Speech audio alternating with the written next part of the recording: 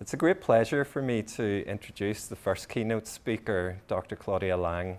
I first met Claudia at the University of Sussex last year, and it was at the European Association of Social Anthropology, their conference, and Claudia gave a great talk about the fantastic work that she has been doing as a researcher and an anthropologist in India, looking at pluralism around the experience of depression.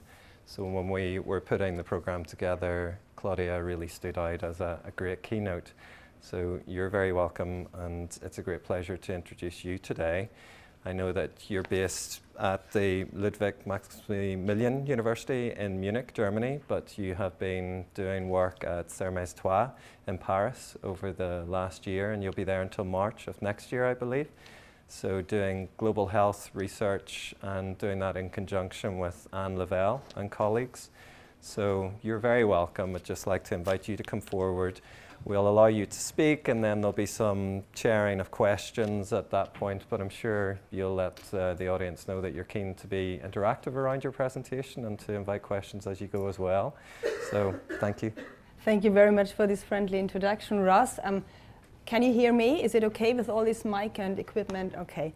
Thank you very much for this invitation. I'm very happy that I can be here today, and I'm especially looking forward for this conversation with historians and also with probably practitioners. These psychotherapies across time and space is really very interesting, and I think we anthropologists, as I really also found out while working for this ERC project on global health, which is a collaboration of historians and anthropologists, that we anthropologists really can benefit a lot from this historical perspective also.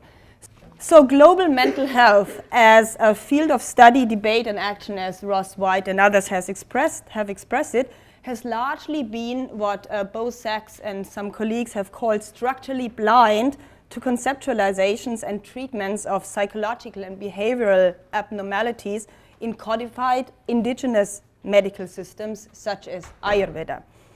Neither in the Lancet series on global mental health, nor in WHO's MHGAP, in the grand challenges of global mental health initiatives, nor in publications of the movement for global mental health are codified indigenous medical systems mentioned.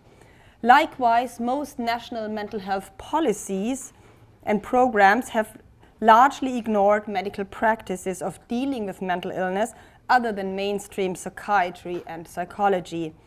One notable exception that I found is Cochrane Global Mental Health, a recently established entity of the Cochrane network with the aim of producing accessible and usable evidence in global mental health in low and middle income countries.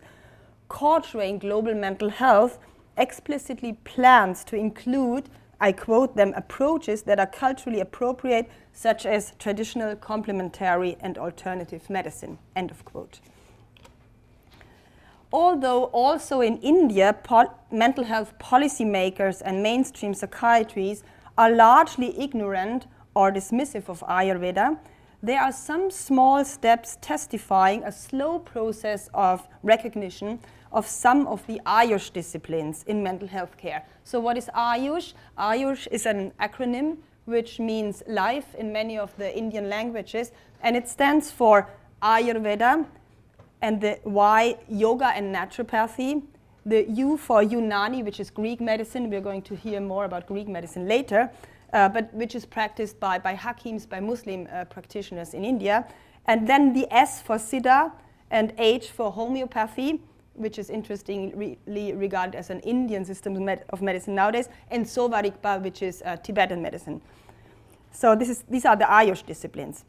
And so in 2002, the Advanced Center for Ayurveda was started on the compound of India's prestigious National Institute of Mental Health and Neurosciences, or shortly NIMHANS, in Bangalore, in order to augment clinical service and research activity. And India's national mental health policy, which is called New Pathways, New Hope, of 2014, although largely revolving around modern psychiatry, does acknowledge Ayurveda and yoga to a certain extent.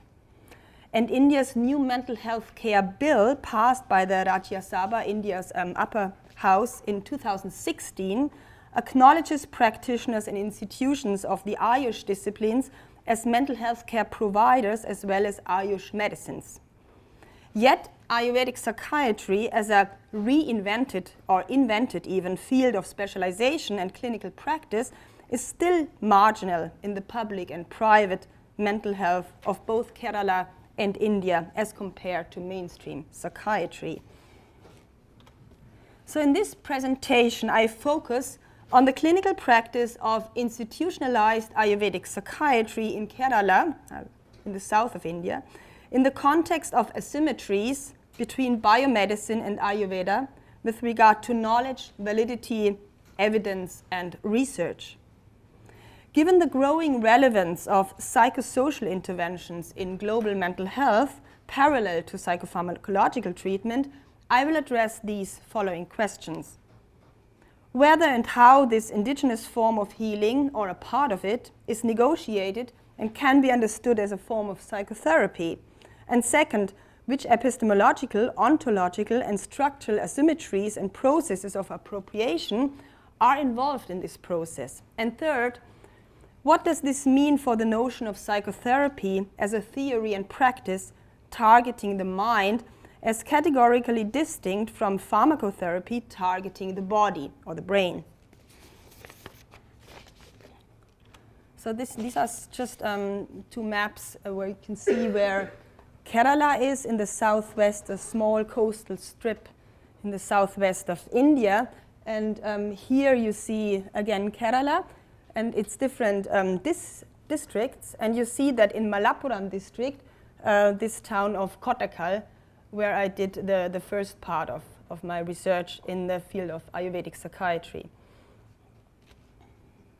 Bindu, let me start with a small case example. Bindu, a woman in her late 30s from a rural middle-class Hindu family, had been at the government Ayurveda mental hospital in Kottakkal, in this town, for more than 4 weeks. Both of her parents had stayed with her continuously throughout her treatment.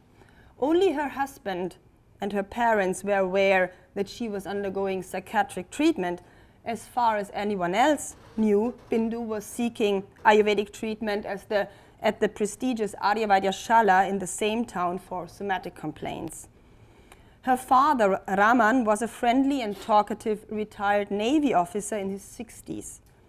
Bindu still appeared distressed and anxious even after weeks of treatment, and though her distress was palpable, the narrative of her depression that arose as the result of unkind treatment by her in-laws is not in her own words, but largely as represented to me by her father. Dr. Rashid referred Bindu to me shortly after we first met. He was one of the 3 consulting doctors at the mental hospital and had diagnosed Bindu with Kapha-Mada. Kapha-Mada can be translated roughly as a phlegmatic, despondent state, often translated into severe depression. Bindu's problems started after marriage around 10 years back, when she moved to her in-laws, who were much more orthodox than Bindu's family and very restrictive. She had to stop working as a tutor, as she had done before her marriage, and she had to wear the more traditional saris rather than the more comfortable churidas. Gender and generational behavior norms in Kerala, however, did not allow her to contradict or speak up in front of her father-in-law or other senior members of the family. Standing up for her well-being is the responsibility of her husband and his brothers. But even they are not supposed to speak against their parents. Bindu developed headache, had angry outbursts, and several suicide attempts. Before coming to the mental hospital, Bindu had been to a general hospital and had consulted several psychiatrists, a psychologist, an astrologer, and had been taken to Pongudelmana, a famous center where Nambudiri Brahmins combine Ayurveda and Mantravadam, which is often translated into sorcery or magic. Institutionalized Ayurvedic psychiatry is mainly practiced at the government Ayurveda mental hospital or government research Government Ayurveda Research Institute for Mental Diseases, as is its official name, and at the Ayurveda College in Kottakkal in Malappuram district in Kerala. The Government Ayurveda Mental Hospital was established in 1974 and is subject to the direct authority of the Ayush department in Kerala's capital, Thiruvananthapuram.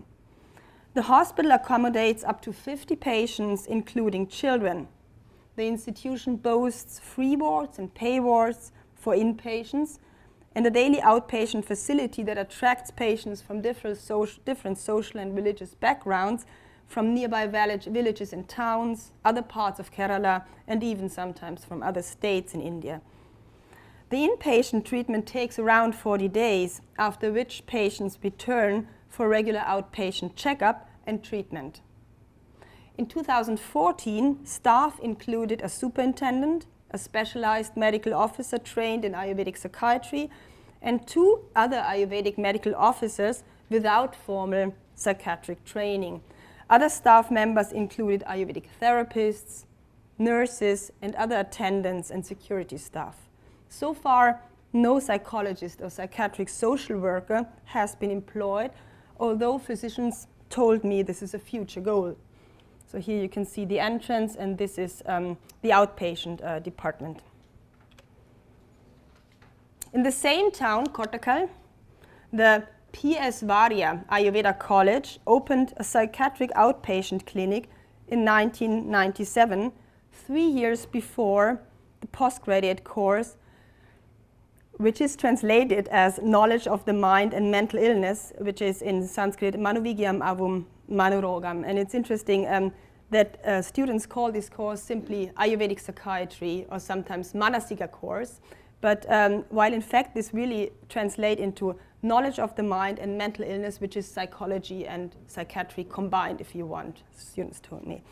So this postgraduate course that students can go to after their BAMS, which is Bachelor of Ayurvedic Medicine and Surgery. So this PG postgraduate course was established there, and it produced its first medical doctors in 2003. This course accepts 6 students a year, and completion qualifies students to teach in Ayurveda colleges and practice as Ayurvedic general doctors or psychiatrists. By 2014, approximately 60 candidates had received their MD in Ayurveda and were qualified in psychiatry. And here you can see some pictures. The first one is really interesting because this had been established only, I think it was in 2013, the curtains, because before there were no curtains. That means there was no privacy, and different patients along with their bystanders, it's a really Indian English word, you know, I know that you don't use bystanders here, it's just the family members, right, the caretakers, but in Kerala they talk about the bystanders. So there were a lot of patients, approximately 10, 20 patients and their caretakers in one room along with the PG students and the doctors, and there was a lot of noise also in the room. But then at a certain point of time they established these curtains to create this privacy, and this in itself is a very interesting process. And then on the right side you see Mana Shanti. So Mana is the mind and Shanti is peace, counseling center. And then on the left, on the bottom, you see a student of Ayurvedic psychiatry during a teaching, a class. He's giving a presentation. And then on the bottom right, you see a strike of mainly students, but also teachers of Ayurvedic psychiatrists who wanted an own department for Ayurvedic psychiatry, because up to then, and I think it's still the case, Ayurvedic psychiatry still belongs to the Kaya Chikitsa department, which is general medicine, and they really wanted an own department. So they went for a strike and they wanted own professors and so on. Okay, so apart from these 2 institutions, the Government Ayurveda Mental Hospital and the Ayurveda College, Ayurvedic psychiatry is practiced in some very few Ayurvedic psychiatric clinics in Kerala, and here you see one of them. This is an Ayurvedic psychiatrist and a friend of mine who has his own private Ayurvedic psychiatry clinic in his own house. And as you can see, I don't know if you can really see it on the boards, it says his name and then a center for Ayurvedic treatment, counseling and psychotherapy, especially for psychosomatic diseases on the English board, and then on the Malayalam board it says Payapilli, which is his surname, and then Arogya and Manuvigan Kendra, which is health and knowledge of the mind center, so like that, so health and psychology center or something like that.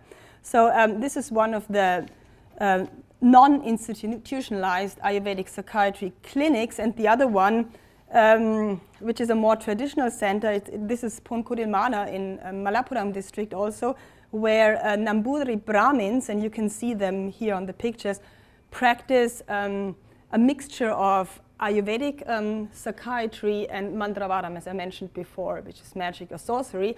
And they had out inpatients until approximately 10 years ago. But after this, this Erwadi fire accident in India, which changed a lot with regard to mental health care and ritual healing centers, that they abolished this inpatient treatment, and now they have only outpatient at the moment, but this might change in the future. So, right. So, but in this presentation, I will, however, focus on institutionalized Ayurvedic psychiatry in Kottakkal.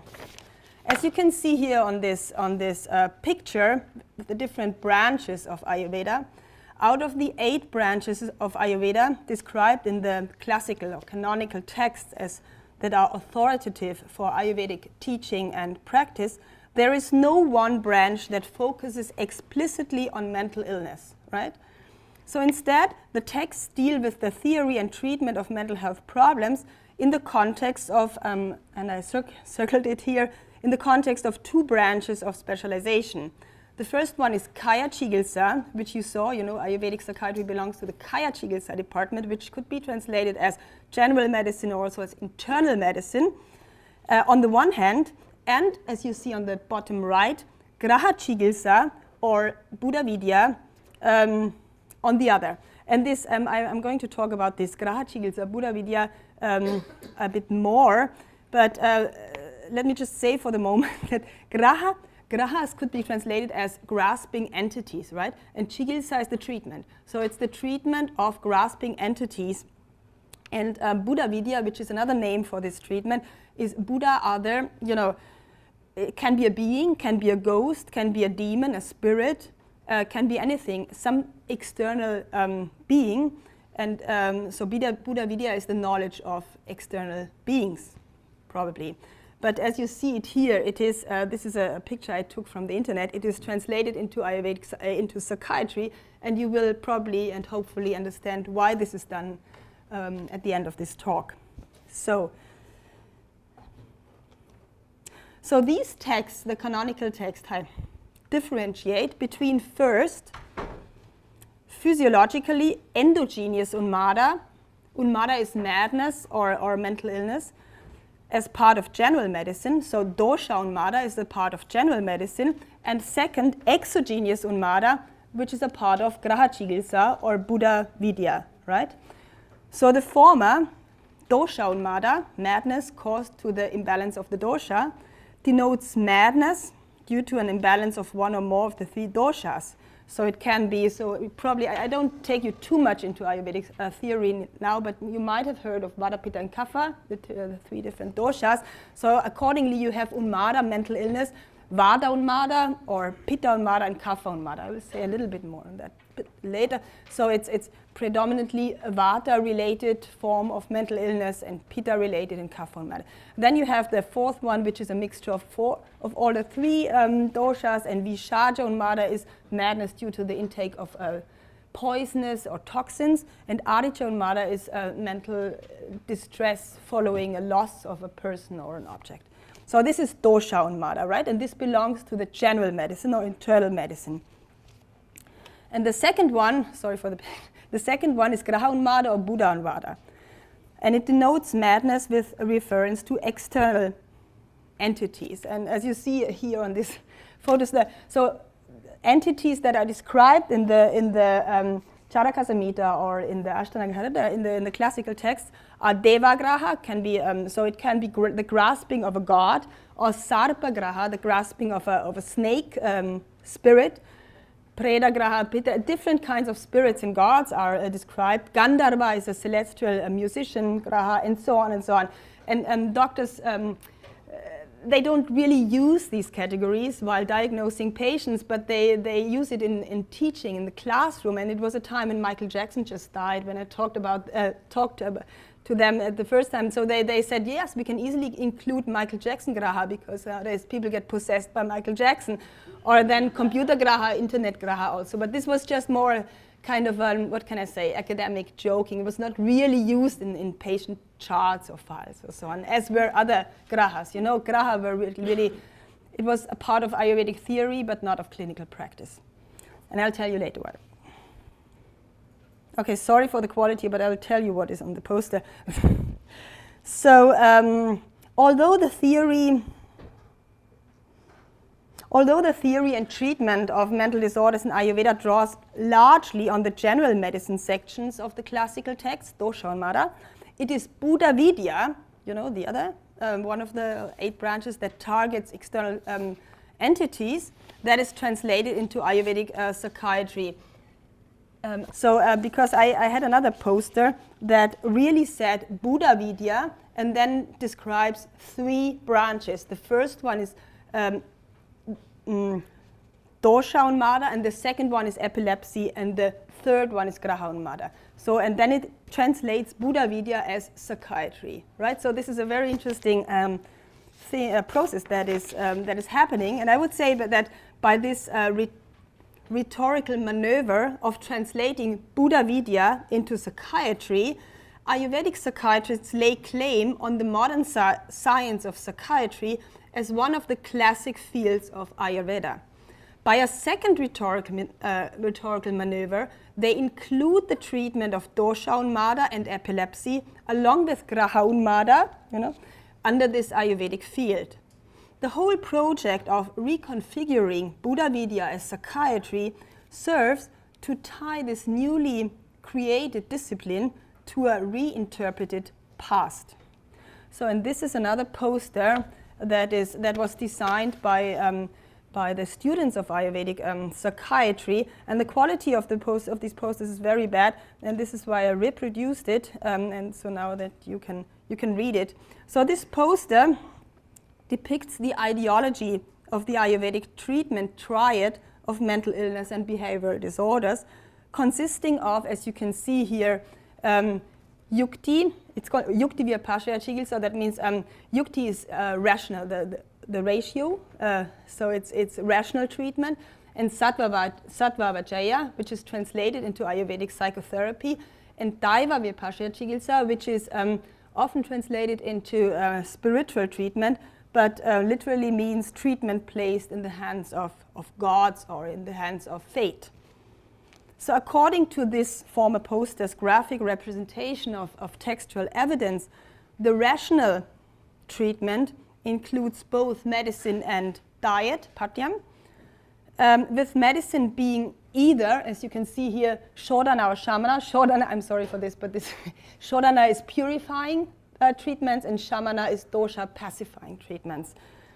Sattva Vijaya, and I'll tell you more about that at the end of this presentation, includes both cognitive and behavioral modifications, while the spiritual treatment, the Daiva vyapashya chikitsa, consists of certain Hindu religious practices. Ayurvedic practitioners and teachers reference this threefold approach in spite of a discrepancy between this ideology and actual clinical practice, which focuses almost exclusively on the rational treatment, only rarely includes Sattva Vijaya, and at least in institutional Ayurvedic psychiatry, discards the spiritual treatment. Let me begin now with a description of the theory and practice of the rational treatment, yukti, as it is practiced at the Government Ayurveda Mental Hospital in Kottakkal. Then I turn to Sattva Vijaya and its problematic translation as psychotherapy, and then I come back to my initial questions. This was the one. The Ayurvedic notion of manas is often translated as, but does not fully correspond to mind. One of the basic characteristics of manas is that it is part of matter, or the material world, that is organized into different levels according to the degree of density. Samkhya philosophy, one of the schools that inform Ayurvedic concepts and practices, does not make a sharp ontological distinction between mental and physical domains. Rather than locating a split between body and mind, Samkhya philosophy distinguishes between consciousness without content or quality on the one hand, and matter, prakriti, which includes both the body and the mental faculties on the other. And the mental faculties, as you can see here, include buddhi, is discriminating intelligence and self-identification and ego, and manas, which is translated into mind and emotion. So what I wanted to convey to you is that mental faculties, or the mind, is really part of the realm of matter. Ayurvedic practitioners understand and treat mental illness as a problem at once physiological, moral, and cognitive. This approach is deeply intertwined with the Ayurvedic concept of mental health as doshic or humoral balance, and involving mental strength, self-control, equanimity, and clarity.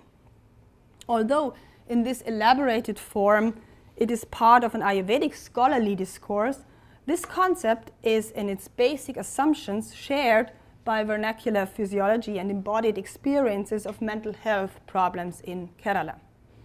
Most Malayalis, the people who live in Kerala and speak Malayalam, they are called Malayalis. So most Malayalis have an understanding of mental illness as heat in the head or in the body, as lack of mental strength, or as moral physiological weakness.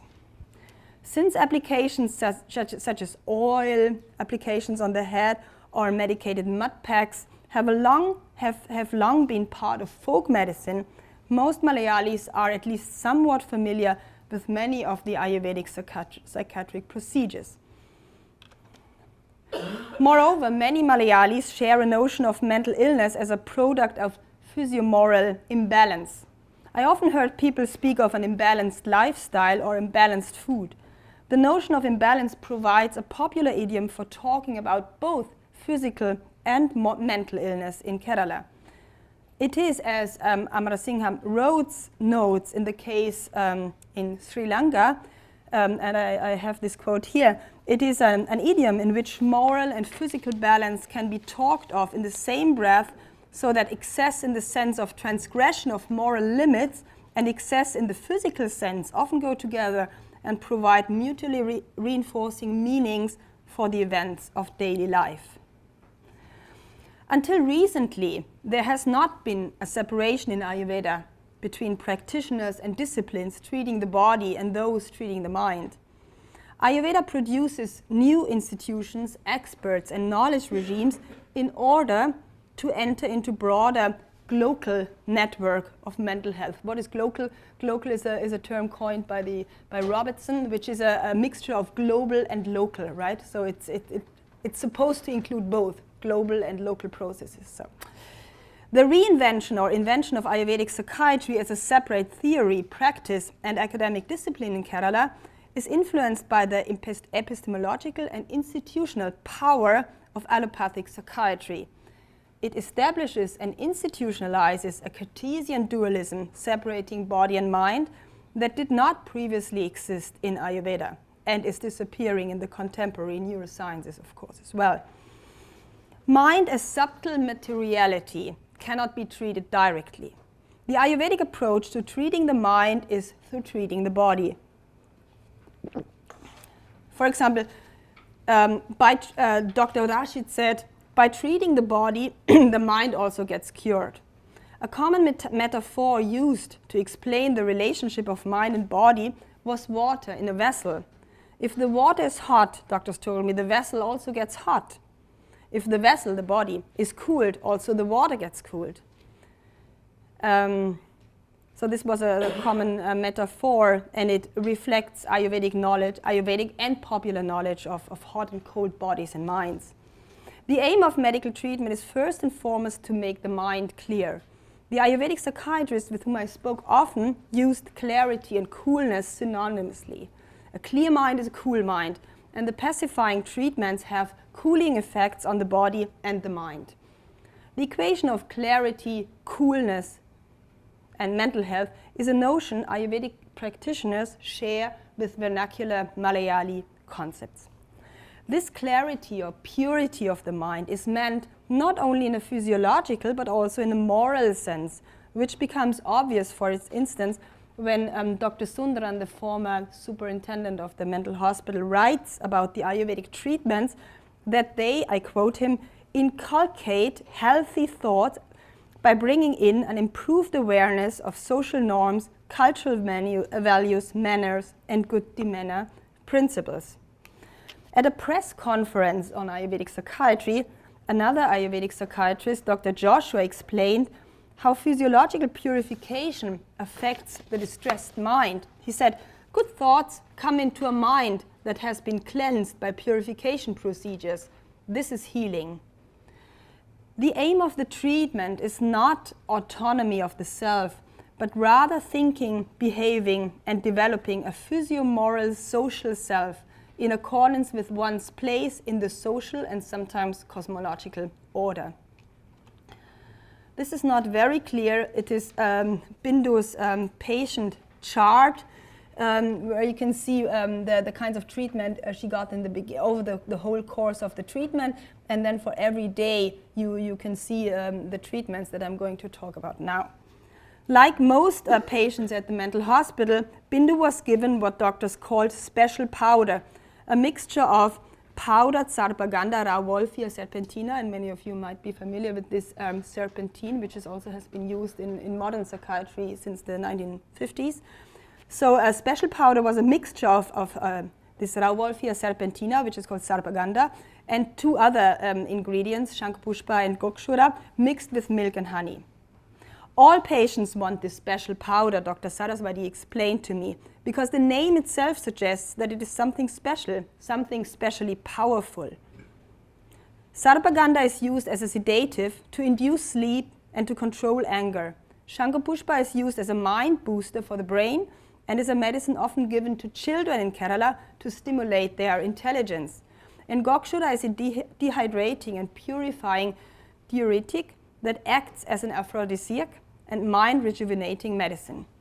Altogether, the special powder has a calming effect that is seen as beneficial to the mental faculties. Bindu also had daily applications of talam, which is oil applications to the head, to counter the effects mainly of pitta unmada, so pitta or bile-related mental illness, and to induce sleep. She also received Dhumapanam, a kind of medical smoking, each day. This is a treatment indicated for all diseases of the head, neck, and mind, in which the patient inhales the smoke through a mixture of dried ingredients rolled together, usually through each nostril, alternatively while exhaling through the other or through the mouth.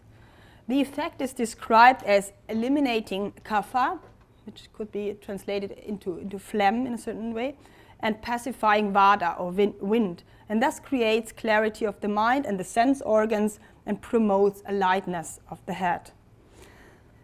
Doctors, as you can see further down here, began Bindu's purification treatment or Shodhana treatment with Virejanam, which is purging, to reduce symptoms, to induce good sleep and improve calmness and to make her more compliant. After Virejanam, Bindu received 14 days of Talapodicil, and this is not Bindu, of course, but so here you see the application of this procedure of Talapodicil, which literally means covering the head, and Talapodicil is a medicated mud pack, as Murphy Halliburton has called it, of Indian gooseberry, which is described as rejuvenating in the canonical texts, ground into a fine paste and soaked in whey or buttermilk overnight. It is applied to the patient's head between the forehead and the top of the head, covered with, as you see on the right picture, banana leaves, and left for 45 minutes. Patients can move about freely. It is then removed and replaced by fresh paste and then removed again. And finally, the patient is required to bath and wash his head with cold water. The treatment of Thalapodicil is not described in any of the canonical texts. Rather, it seems to be a part of folk medicine in Kerala for problems of the head, incorporated into the Ayurvedic treatment for mental diseases. A student once told me that there is a common joke in Kerala. When somebody displays strange behavior, people say, it's time for Nelika Thalam. Nelika is this gooseberry, and Thalam is this application. So it's time for this Thalapodicil, right? So it just shows how common this kind of application is in Kerala. Bindu, the patient, told me that she liked Thalapodicil because it felt like it was cooling her mind and improved her sleep. It is cooling applications such as Thalapodicil that led Murphy Halliburton to argue that the Ayurvedic treatment for psychopathologies is perceived by patients as much more pleasant than mainstream psychiatric treatment with its side effect heavy psychopharmaceuticals and unpleasant electroconvulsive therapy. Doctors at the mental hospital applied Thalapodicil to all patients since it helps them maintain good hygiene because the procedure requires patients to wash their head and body daily. This in turn helps patients, they argue, to feel somehow better. In this sense, doctors really use Thalapodicil also as a form of behavioral therapy. It changes the behavioral patterns of the patients, Dr. Vidya said. Following this Thalapodicil treatment and another day of purging, Bindu was given Snehapanam, or internal oil elation, a preparatory procedure for further purification processes. She had to drink daily doses of gridam, which is ghee. Probably most of you know ghee, so it's medicated ghee, butter, clarified butter, you know. So she had, just imagine, so she had to drink 50 ml of, she had to drink daily doses of this gridam, of this ghee, starting with 50 ml, and increase daily by 50 ml up to a maximum of 300 ml daily. So this is oleation. Doctors frame the effect of Snehapanam, so this oleation, in physiological terms as lubricating the doshas and toxins in the body in order to transport them into the gastrointestinal tract and stress the intelligence-boosting and brain-nourishing qualities of ghee. Dr. Narayanan stressed the psychotherapeutic qualities of ghee. He said, if a patient has a lot of anger and family quarrels, this ghee is very effective. It brings down the anger and helps the person to develop insight and to solve the problem. Similarly, Dr. Saraswati, she said, if the quarrels in a family are the reason for the depression of a patient, counseling is not enough. You need some way of solving the problem in a pacifying way, she said, referring not to psychotherapy or family counseling, but to Snehapanam. Rather than solving the problem in a purely psychological way, this approach favors addressing psychological and social problems on a physiological level. And I would like to make a short excursus to locate this Snehapanam procedure a bit more into Malayali cultures and ideas and concepts, because it addresses key aspects of mental illness, embodied minds and social relations. It is interesting, therefore, to relate the Ayurvedic practice of Snehapanam to a discussion of the Malayalam term sneham. And sneham means, sneham means care, affection on the one hand, but grease or unctuousness on the other. And the Osellas use sneham the anthropologists Osellas, they use sneham to demonstrate how bodies and morals are intertwined in Kerala. Sneham denotes, as I said, both a cooling, lubricating fluid within the body on the one hand and love and care for others on the other. It can therefore be understood, the Osellas argue, as a biomoral substance, a quality both physiological and moral as a prerequisite of well-being.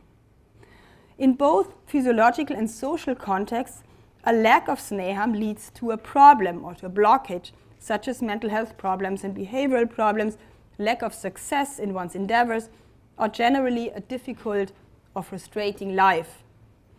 Although The doctors in the mental hospital did not talk explicitly about snehapanam in relation to this physiomoral notion of sneham. They might be related, I guess, and further studies are needed to explore the relationship of snehapanam to Malayali concepts of bodies, morals, care, and well-being. The consumption of large quantities of ghee is really difficult, and I suggest that these shared cultural assumptions of the beneficial effects of ghee and sneham for alleviating mental health problems are what help patients to comply with this procedure. In Bindu's case, however, doctors had to stop the snehapanam treatment because she had an aversion to it. So after a day of rest and another day of svedana, or steam bath, and you can see the steam bath here. So the patient gets in, the head, you can see the head, and it's a kind of, it's steam produced inside, and it makes the body sweating, which further lubricates and purifies the body channels. After this procedure, Bindu underwent vamana, and now it comes. Vamana is therapeutic vomiting. So now comes the picture. So this is the procedure of therapeutic vomiting. Bindu was given large quantities of milk and water, along with medicine, to induce intense vomiting. Vamana is applied to eliminate aggravated kapha dosha, from the body's channel, thereby purifying the mind, understood as a physiological substance. Doctors describe the effect of vamana, this vomiting, as bringing clarity and calmness to the mind, brightening up the mind, and cleansing the channels. Another effect is that vamana usually improves the compliance of the patient for further treatment. Bindu was cooperative and did not resist the treatment, but she found the vamana procedure very unpleasant, quite in contrast to the pleasant processes Halliburton describes. However, she told me that she felt calm afterwards. In contrast to the Ayurvedic medical framing of vamana, vomiting, many patients and their relatives understood vamana as a treatment for kaivesham. And kaivesham is a local form of occult violence. Kai means the hand, and vesham is a poison. So it's occult violence or sorcery with its own treatment practices in Kerala. So patients understood this procedure as a treatment for kaivesham, sorcery, which they perceived as the cause of their problems. So doctors at the mental hospitals do not only prescribe vamana for kapha as per Ayurvedic theory, they also prescribe it for other patients with, as they express it, a strong belief in kaivesham. For these patients and their families, the vomit is regarded as a sign that kaivesham has been expelled. This shows a significant difference between the way the treatments are conceptualized between practitioners and many, if not many, of course not all, but many of their patients. 4 days of observation followed, and then Bindu was given oil and kashaya enemas. It was at this point in her treatment at the mental hospital that I met her and her parents, and she had more enemas or vastis and another week of nasal drops, nasyam, still ahead. So this is enough for the yukti vyapashaya chikitsa now. Now I want to talk a bit about the reconfiguration of Sattva Vijaya as Ayurvedic psychotherapy. Bindu's father Raman, as was the case with many other patients and family members, perceived the depression of his daughter as a result of a lack of manobalam.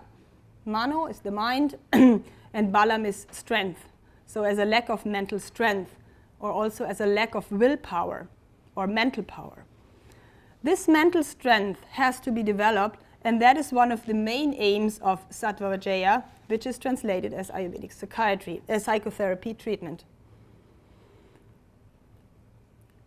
Dr. Mangalam, a teacher of Ayurvedic psychiatry at the college, said, Sattva Vijaya is because medicine alone will not work in a mental problem. We also have to stimulate the patient with different aspects, morally, psychologically. The reconstruction of Sattva Vijaya as psychotherapy began in the 1980s and has found its way into the teaching and practice of Ayurvedic psychiatry in Kerala. The reconfiguration of Sattva Vijaya as Ayurvedic psychotherapy aims, I would argue, to correspond to the bifurcation of treatment into pharmacological therapy and psychotherapy in mainstream psychiatry. In Sattva Vijaya, as the anthropologist Jean Langford, who has worked extensively on Ayurveda in North India, in Sattva Vijaya she notes, I quote her, not only is an entire field of specialization elaborated from one verse, but this field is also found to correspond to and anticipate a modern therapeutic technique. This verse in the Charaka Samhita lists again the three kinds of treatment, Yukti, Daiva and Sattva Vijaya, as the three types of therapy. In a recent translation, this verse reads, there are three types of therapy. You might remember the poster: spiritual, rational and psychological. The spiritual therapy consists of recitation of mantras, wearing roots and gems, auspicious acts, offerings, gifts, oblations, following religious precepts, atonement, fasting, invoking blessing, falling on the feet of the gods, pilgrimage, and so on and so on. The rational therapy consists of rational administration of diet and drugs, and psychological therapy, in brackets Sattva Vijaya, is restraint of mind from the unwholesome objects. The verse describes Sattva Vijaya as restraining the mind from unwholesome or harmful objects. When I ask students and practitioners for an explanation of Sattva Vijaya, the most frequent answer I received translated it as defeating the mind, controlling the mind, or disciplining the mind. Other common translations included winning the mind and attaining a sattvika, a pure state. Let me talk a bit about the gunas, just to understand what this quote means. For Ayurvedic psychiatrists, sattva quality indicates a healthy or pure mind, whereas rajas quality means activity and change, and this is regarded as something noxious, and tamas, which translates as darkness, heaviness, and ignorance. So rajas and tamas are sometimes described as the mental doshas. That means the ones really who can lead to mental pathologies, while sattva is something to be strived for, purity, which is a synonym for a healthy mental state. Persons with a high level of sattva have robust mental health and are morally strong, while persons with a low level of sattva lack these qualities and are therefore more vulnerable to mental illness and more difficult to treat. Although Ayurvedic psychiatrists stress that the word sattva in Sattva Vijaya refers to the mind, sattva also means mind, right? And not to the sattva guna, this sattva in this sense of purity, Sattva Vijaya is closely related to the promotion of sattva guna and of sattva balam, that means mental strength, as a predisposition and equivalent to mental health and protection against mental illness. Medical management mainly targets the doshas, doctor stressed, but Sattva Vijaya directly affects the gunas, and both the doshas and the gunas have physiological and psychological components. Sattva Vijaya aims at increasing the proportion of sattva that is again related to local ideas of a good life, and at decreasing rajas and tamas that are seen as responsible for passions, ignorance, and immoral behavior. Enhancing these qualities and increasing the level of sattva is thus a key part of rehabilitation or preventive treatment once the acute problem has been addressed through purifying and pacifying therapeutic procedures. Since Sattva Vijaya, conceptualized as helping the mind to refrain from unwholesome objects, is open to multiple interpretations, it is deployed in many ways. When I discussed Sattva Vijaya with Dr. Kumar at the mental hospital, he began by defining it as living according to the moral and religious rules of the society. These rules, he maintained, are made aiming at good health, including mental health. He enumerated examples, including going to temples, lighting a religious lamp every evening in front of the house, and associating with elders and wise persons. He further mentioned general advice such as controlling your emotions, telling the truth, and having compassion for every living being. Sattva Vijaya is a specific kind of technology of the self in an effort to monitor the mind and to use the mind properly. Rather than the self-explorative introspection of Western biodynamic psychotherapy, with its aims of emancipation and autonomy of the self, in Sattva Vijaya, the mind is brought into accordance with the social and cosmological order and streamlined according to moral norms and ideas of the good life. Rather than venting and expressing thoughts and emotions and making inner conflicts conscious, as it is the aim in self-exploratory forms of psychotherapy, the aim of Sattva Vijaya is to suppress and replace unhealthy thoughts and emotions and to prevent them from moving into the conscious mind, keeping the mind and the senses away from sense objects deemed unwholesome, thinking the right things, feeling at the right intensity. Whenever I heard Ayurvedic psychiatrists mentioning the unconscious mind, they talked about it in terms of purifying the subconscious mind, eliminating bad thoughts and emotions, or removing the subconscious mind. Very interesting.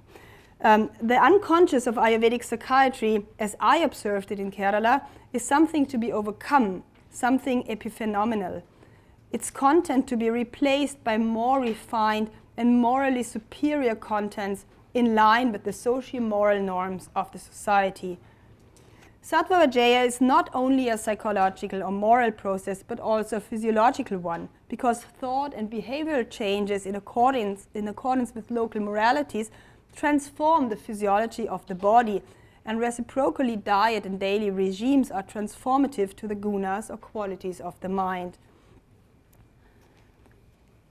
The French Indologist Francis Zimmermann probably is right when he states that sattva, which he translates as willpower or human agency, though designating the ethical dimension of health and disease, is materialized as a fluid in the body channels. Morals are closely interconnected with physiology in the Indian context, which is why the anthropologist Marriott, in his ethno-sociological attempt to understand India through Hindu categories in the 1970s already, advocates giving up the Cartesian distinction between mind and body and describes South Asian notions of the self as biomoral or physiomoral selves. Sattva Vijaya is then a moral physiological technology of the self with transformative power for both body and mind. It aims at restoring social harmony and social reintegration by means of controlling mental upheaval that arise within oneself as a result of passions and strong emotions, which are understood as causative of mental pathology and socially disruptive. Moral advice, dietary changes, and suggested daily regimes such as early wakening, exercising, and so on, as form of self-development and self-restraint, are the most important techniques of Sattva Vijaya. Additionally, supportive techniques like reassurance and encouragement, as well as social intervention, are also common practices.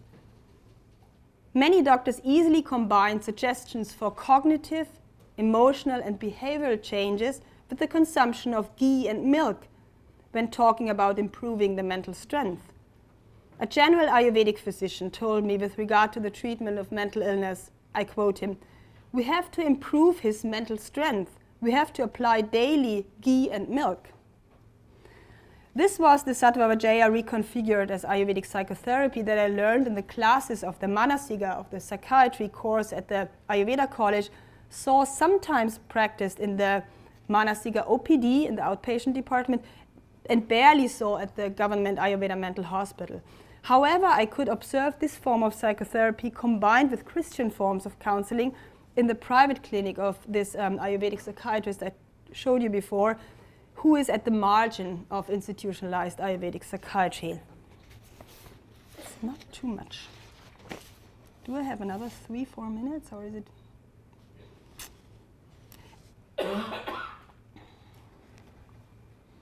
Just skip this. I wanted to know from Bindu's father, Raman, whether Bindu had received counseling at the mental hospital. Most of the counseling, it turned out, involved asking her father about the history of her illness and short questions about how she felt. Raman was thankful for one piece of advice he regarded as important for Bindu's recovery.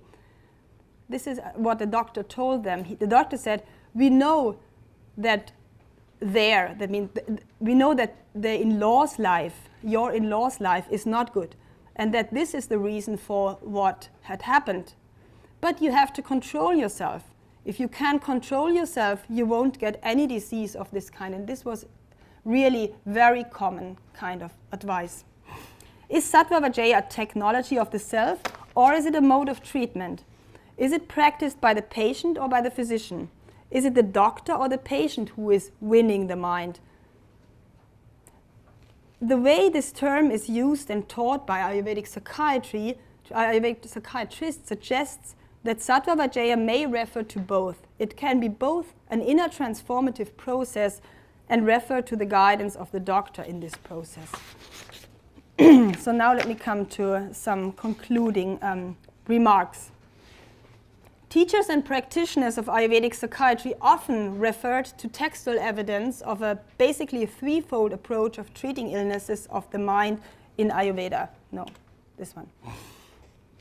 The dichotomy between purifying, pacifying, mind-strengthening and cooling medicines and procedures as physiological treatment on the one hand, and Sattva Vijaya as psychotherapy on the other, mimics the dichotomy between somatic and psychotherapeutic treatment in mainstream psychiatry as the institutionalized compartmentalization of mental and physical diseases mimics the dichotomy of diseases of the mind and those of the body. At the same time, Ayurvedic theory and clinical practice blur and subvert this dichotomy in that both Yukti and Sattva Vijaya treatment target mental pathologies as physiomoral cognitive complexes. In this way, Ayurvedic psychiatrists both mimic and subvert allopathic distinctions of the body and the mind, somatic and psychological diseases, and medicine and clinical psychology. Both mainstream psychiatry and Ayurvedic psychiatry have a material approach towards the mind, but they differ in fundamental ways. Allopathic psychiatrists' materialism is the product of a long history of reductionisms. The ancient trialism of soul, mind, and body, I hope we'll hear more about that later, was reduced to a mind-body dualism, which is now being further reduced to a materialism that extinguishes the mind by reducing it to a mere epiphenomenon of neurochemical processes in the brain. The Ayurvedic concept of manas, mind, on the other hand, incorporates mental faculties into the realm of matter and sees the body and the mind as two sides of a resonance system. In contrast to the biopsychiatric reduction of mind into matter, physiology in Ayurveda transcends, I should say, allopathic physiology and differs from it by including mind, morals, values, and sometimes spirituality. It is also different, I would say, from body psychotherapy that aims at integrating techniques of the bodies, in most words, such as touch, movement, and breathing into psychotherapy. In the context of epistemological and ontological asymmetries with regard to which knowledge counts, what counts as evidence, and which medical ontologies are recognized, practitioners and teachers of reinvented or invented Ayurvedic psychiatry are not only engaged in translating Ayurvedic notions of psychopathology, of evidence, and of efficacy into mainstream psychiatric ones, these asymmetries also constitute the matrix in which Ayurvedic psychiatrists reinvent Sattva Vijaya as ancient psychotherapy, as ancient psychotherapy to anticipate modern psychotherapy. They mimic the bifurcation of pharmacological and psychotherapeutic intervention in the mainstream sciences, right? As Rakel and Bemme have called it. as part of a politics of recognition of Ayurveda as an actor in the provision of mental health care in Kerala and India. The blurring of physiology, morals, social relations, and cognition in the complex web of textual knowledge and theory, pragmatic clinical practice, and simultaneous translations of Ayurvedic theory and practice into the psychiatric discourse of mental health on the one hand and local ontologies of affliction on the other, troubles the notion of psychotherapy as targeting the mind as categorically distinct from pharmacotherapy targeting the body or the brain. Many of the practices and technologies I've described do not neatly fit into the compartmentalization of psychotherapy and pharmacological therapy, but rather transcend this dichotomy.